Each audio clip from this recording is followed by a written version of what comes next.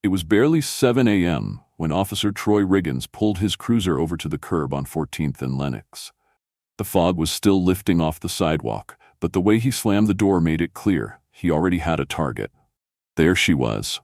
A black woman, maybe late 30s, sitting cross-legged near the edge of the sidewalk, her coat patched in 3 places, her hair tied back with a shoelace.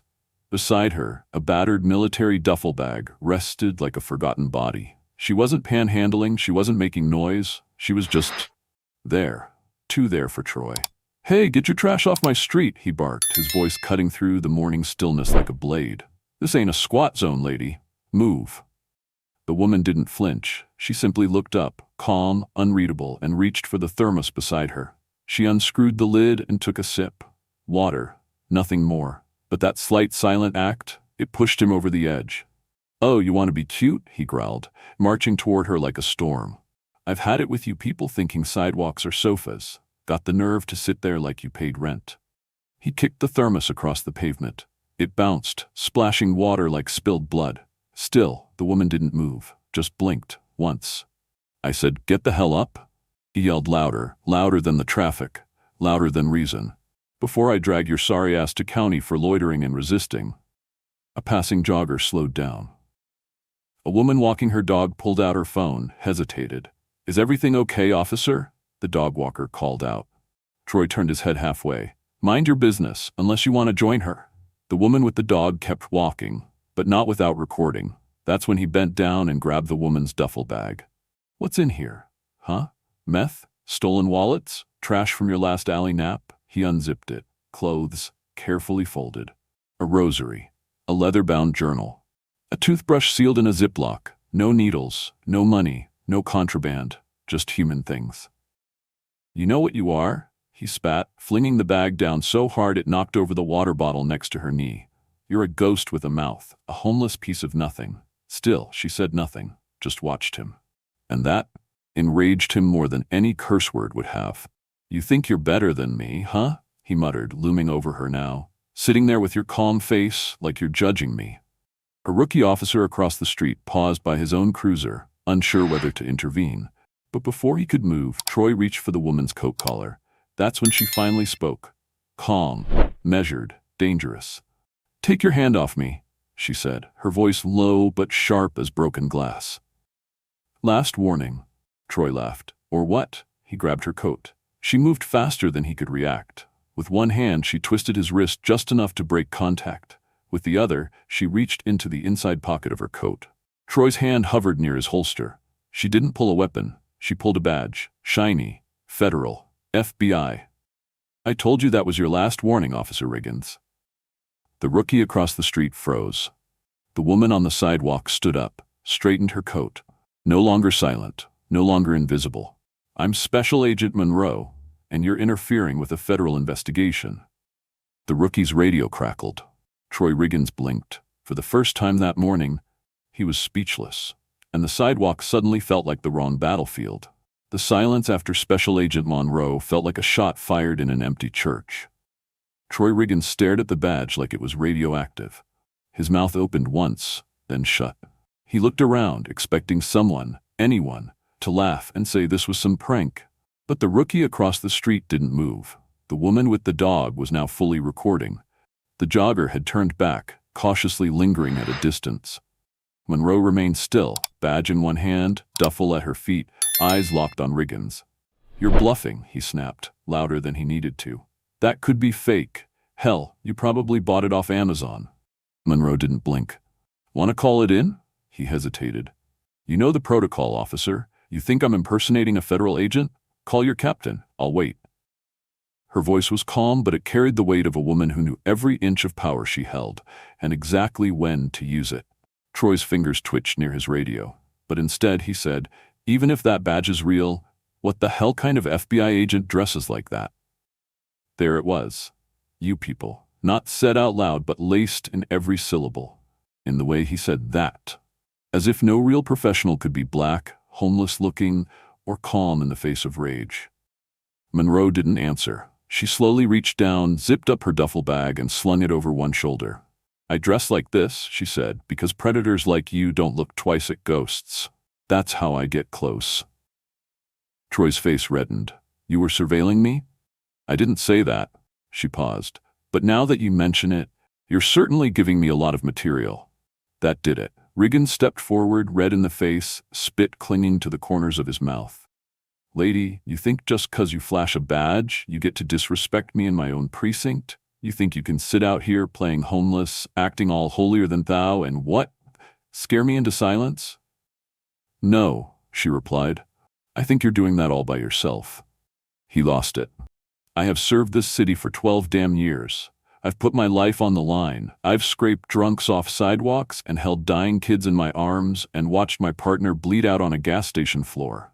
And now I'm the bad guy? Because you showed up in a coat and dared to be invisible?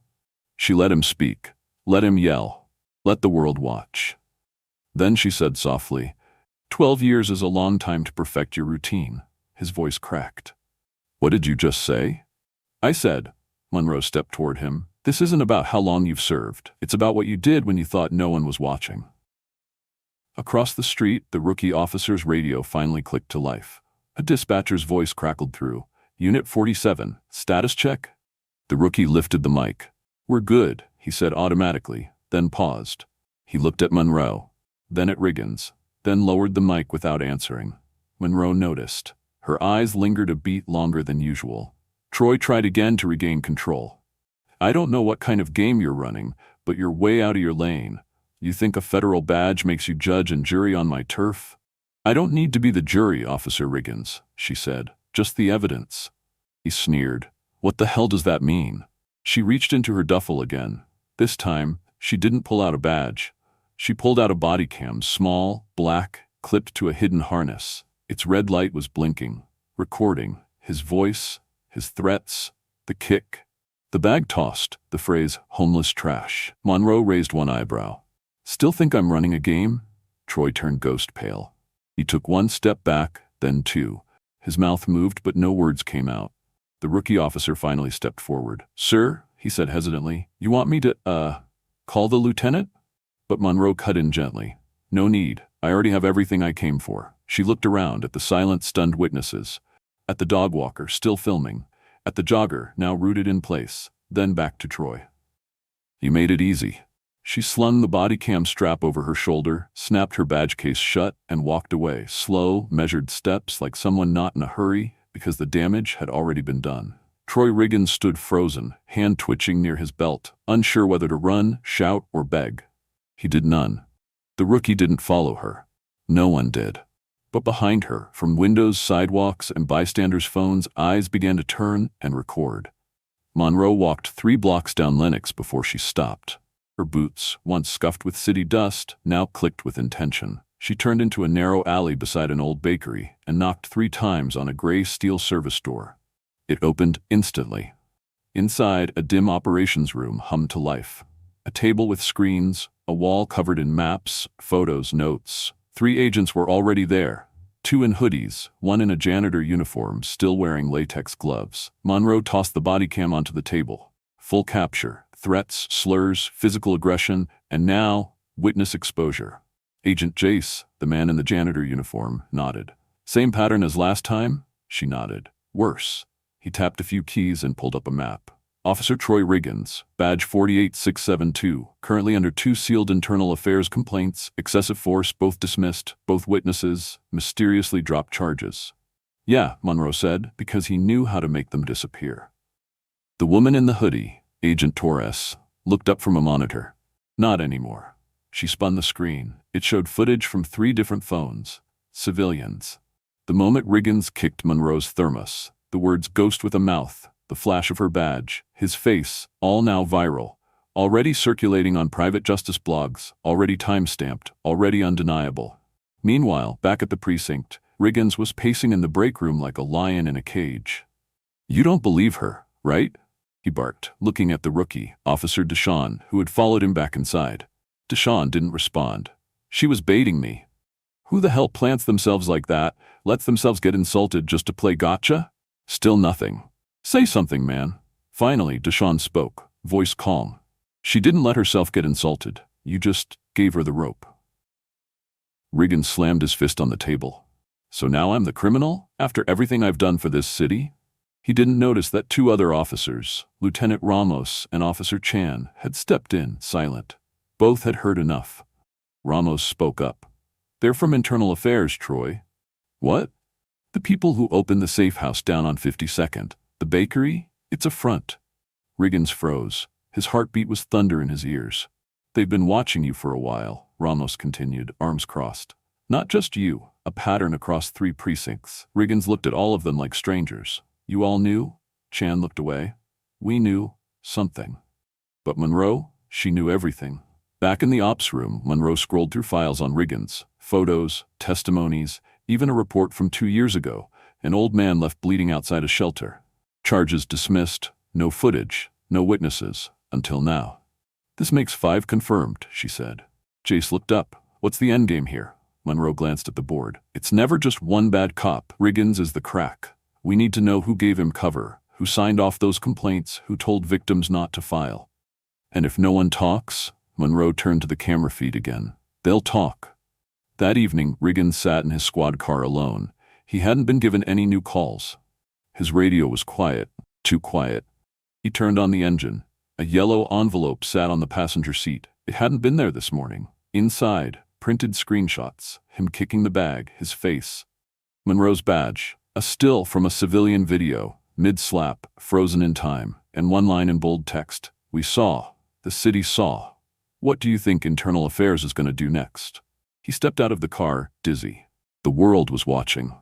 He could already feel it, the slow erosion of authority, not from a superior's reprimand, but from something deeper, public reckoning. At that very moment, Monroe was on the roof of a parking garage, phone to her ear.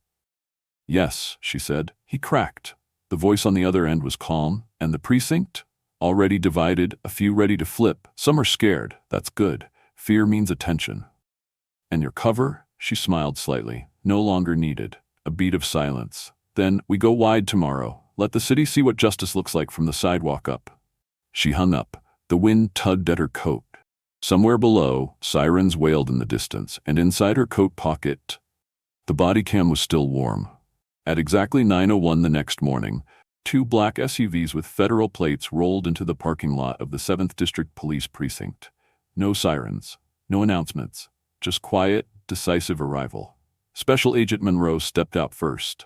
Gone were the battered coat and boots. She wore a crisp black suit, badge at her waist, calm fire in her eyes.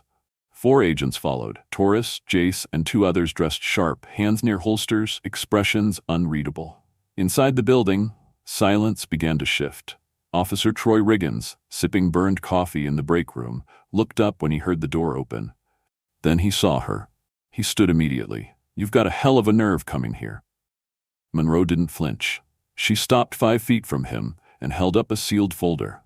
This is your official notice of internal investigation. You are being placed under immediate suspension pending full inquiry into civil rights violations, abuse of power, and obstruction of justice.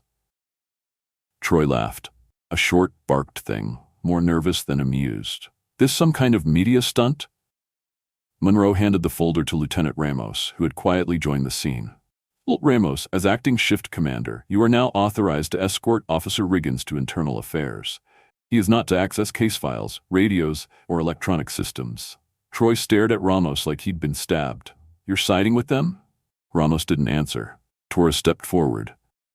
You're welcome to consult your union rep, but the footage has already been submitted to federal review and our office has jurisdiction now. You know that. Troy's jaw clenched. His eyes flicked to Chan, then to Deshawn. No one moved. The silence was a louder verdict than any sentence. He grabbed his coat, muttered, "This is bull," and stormed toward the door. "Leave the badge," Monroe said. He froze. Slowly, with trembling fingers, he unclipped the badge from his chest, dropped it onto the table, and walked out, head down. The thud of the door echoed through the hallway. And just like that, the room exhaled. The next 48 hours changed everything. Under the authority of a sealed DOJ warrant, Monroe's team launched Project Clean Slate, a covert investigation into racial misconduct and systemic abuse in multiple precincts, starting with Riggins. Files previously buried were reopened. Anonymous whistleblowers began stepping forward, some via encrypted emails, others in person, quietly slipping notes into Monroe's hands during coffee breaks or station walkthroughs. One was a former desk sergeant who confessed to shredding a complaint filed by a black mother whose son had been tackled in a park. Another? A patrol officer who admitted he was forced to lie on a report after watching Riggins pepper spray an elderly man outside a food pantry. Monroe's board filled quickly. Faces, dates, dashcam stills. What started as one incident on a sidewalk became a map of systemic rot. Torres pointed to a name. Captain Harwell. Every time a complaint came in, it got routed through him. Jace traced the flow, and he signed off on every dismissal. Monroe nodded. Then he's next. Day 3, press conference. Monroe stood at a small podium in front of a packed city hall. Behind her, a seal of the Department of Justice. Beside her, city council reps, black community leaders, and 2 retired officers who'd resigned years earlier for refusing to falsify reports. Her voice was clear, steady, and deliberate. Last week, I was called a homeless ghost by a man who had sworn to protect this city. What he didn't know was that I was sent here not to arrest just one man, but to open a door. Flashbulbs popped, she continued. This is not a story about one bad cop. This is a story about a system that let him exist and thrive for over a decade. It is also a story about the people who stayed silent and the people who no longer will. The room was silent, then erupted into applause. Behind the cameras, Riggins, now suspended and under house review, watched the press conference on mute. His phone buzzed. A voicemail from Internal Affairs. You are requested for deposition Monday morning. Bring legal representation. He didn't hit play. He just stared at the screen. Sweat gathered at his collarbone. Monroe, meanwhile, returned to the precinct that evening. Not undercover, not hidden. She walked in as herself. Some officers nodded, some avoided eye contact. Others, young, unsure, watched her like a mirror they weren't ready to look into. In the hallway, Deshawn caught up to her. Ma'am, he said, I've never seen something like that. You just stood your ground, and the city changed. Monroe turned to him. No. The city didn't change, it just got reminded of what it forgot. He nodded slowly. Then, why'd you do it that way? Why not just expose him from the start? Monroe tilted her head. Because if I came in loud, the system would close ranks. But when I came in silent, it showed me who would speak. She placed a sealed envelope in his hands. These are names. Officers who filed anonymous complaints years ago. IA ignored them. Reach out. Let them know they're not invisible. Deshawn looked down at the folder, then back at her. I will. Monroe gave a small nod, then walked out the same door she had entered through on day 1, coat flapping gently, the night no longer cold. In the weeks that followed, 4 more officers were suspended. Captain Harwell resigned under pressure, claiming family reasons. The department began mandatory bias training, not the checkbox kind, but full-day seminars led by survivors and former officers alike. And one video, captured by a woman walking her dog on a cold morning, passed 10 million views. Its title? She was just a homeless woman until she showed the badge. It was a quiet morning on Lenox Avenue. The fog had returned, clinging to the edges of buildings like memories that refused to fade. A city sanitation truck rolled slowly down the street, the soft hiss of steam rising from a manhole. Birds hopped between utility lines. A child's laughter echoed from the corner. And on that same sidewalk, the one where it all began, someone had left a message, a folded cardboard sign. Not dirty, not torn, neatly printed with a black marker. The sidewalk remembers, so do we. Underneath, taped to the ground, was a photo, Monroe holding up her badge, and in bold print across the bottom, Special Agent, not Spectacle. Passers-by paused. Some smiled, some took photos, others just stood there for a moment as if trying to understand why their feet suddenly felt heavier on that piece of pavement. Voiceover begins. Monroe's voice, calm, reflective. Power doesn't always shout. Sometimes it sits quietly, waiting, watching, wearing a coat that doesn't draw attention, holding a cup no one wants to refill. When I chose to sit on that sidewalk, I wasn't looking for pity. I was looking for truth, not just in others, but in what silence reveals. Somewhere, in a neighborhood cafe, a teenager streamed the video again on her phone. Her mother sat across from her, sipping coffee, smiling. Don't ever let them tell you where you belong, the woman whispered. The girl nodded, eyes still fixed on Monroe's calm stare on screen. At the academy, a young cadet asked his instructor, "Did you see the video?" The instructor replied, "Yeah." A long pause. Then, let me tell you something. Don't judge the coat, kid. Sometimes the real weapon is in what they don't say. In the precinct break room, now quieter, less arrogant, an officer opened his locker and found an envelope taped inside. Inside, a photo of his rookie self, taken 8 years ago. And a note in Monroe's handwriting, "Be the cop that guy wanted to be." He stood still for a long time. Voiceover resumes, justice isn't always a courtroom. Sometimes it's a sidewalk. Sometimes it's the silence before a slur. Sometimes it's a cup of water that gets kicked but never spills your integrity. I didn't set out to change the system. I set out to see who would stand still long enough to see it. Later that month, the city installed a small bronze plaque on the corner of 14th and Lenox. No fanfare, no media, just 6 words. Here, truth waited long enough. Monroe never spoke publicly again about the incident. She didn't need to. She returned to Washington, where her next assignment awaited. But every year on the same day, a stranger left a new thermos and a clean duffel bag at that corner. No one claimed it. No one touched it. But people noticed. People remembered. And somewhere in a sealed case file, buried beneath official stamps and closed investigations, was a line written by her own hand. Sometimes justice wears the face of the forgotten. That's when you know it's real.